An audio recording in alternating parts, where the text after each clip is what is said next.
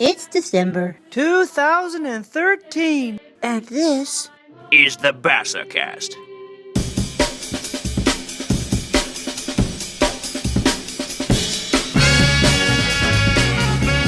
Hello and welcome to BASACast and our new state-of-the-art studio. Pretty sweet. We are mere weeks away from the end of another term at BASA, bringing with it our wonderful Christmas recital presentations. And once again, we will be holding the recitals at the Improv Center on Granville Island. The recitals will take place on Saturday, December 14th and Sunday, December 15th. The recital book is in the lobby, as well as the BASA newsletter detailing all the information you will need to make your recital experience the easiest it can be. After the weekend of recitals, we will be on our Christmas break starting on December 16th. The first day of classes in the winter term will be on January 11th. However, we will be having our annual interview classes running daily from December 16th to December 20th.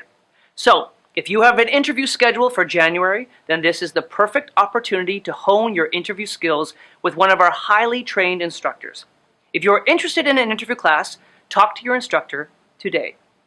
In the winter term, we'll be offering the chance to partake in group classes for RCM Technical Studies. The group classes are a fun and exciting way to learn everything you need to ace the test. The classes will run on Sundays with History and Literature at 4:30, Tech 1 at 6:30, and Tech 2 at 7:30. Talk to your instructor today for more information.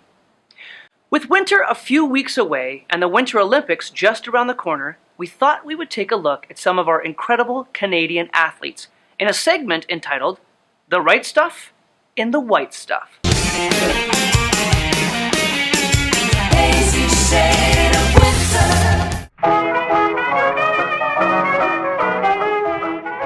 In the first Winter Olympics, held in Chamonix, France, in 1924, Canada made out with just one medal, a gold, quite fittingly, in men's ice hockey, outscoring the competition 110-3. Flash forward 86 years later to the 2010 Games held in Vancouver, where Canada received a total of 26 medals, breaking our own record of most medals in the Winter Olympics and the most gold medals from any country in a Winter Olympics. Throughout those years, we have seen some amazing Canadian athletes realize their dreams and be rewarded for all their hard work. In 1948, Barbara Ann Scott became an instant Canadian star after she became the first Canuck to win an Olympic gold medal in figure skating in St. Moritz, Switzerland.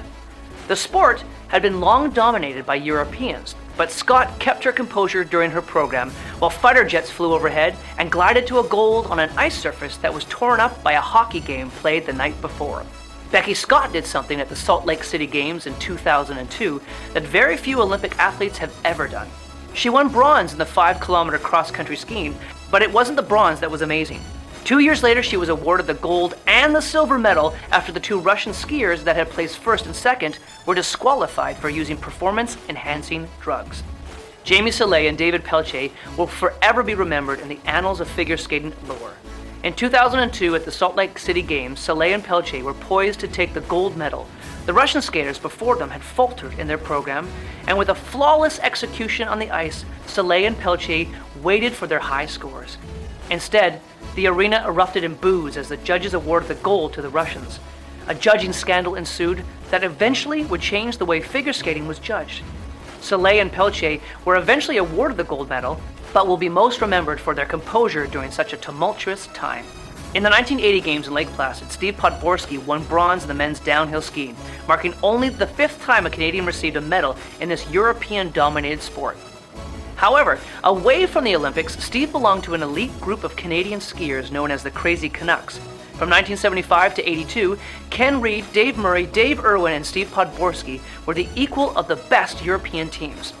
They won 14 World Cup downhill races, and Podborski, the youngest of the group, also won the World Cup overall championship in 1982. Look for even more athletes to make history in the 2014 Winter Games, which I'm sure will be full of stories both in and out of competition. Well, that's all the time we have for this BASAcast. Make sure to check out the winter edition of the Yak, which is chock full of pieces written by some of the fine teachers and students here at BASA. Until next time, happy holidays, and in the words of Dr. Seuss, Then the Grinch thought of something he hadn't before. Maybe Christmas, he thought, doesn't come from a store, maybe Christmas, perhaps, means a little bit more. Merry Christmas, everyone. See ya!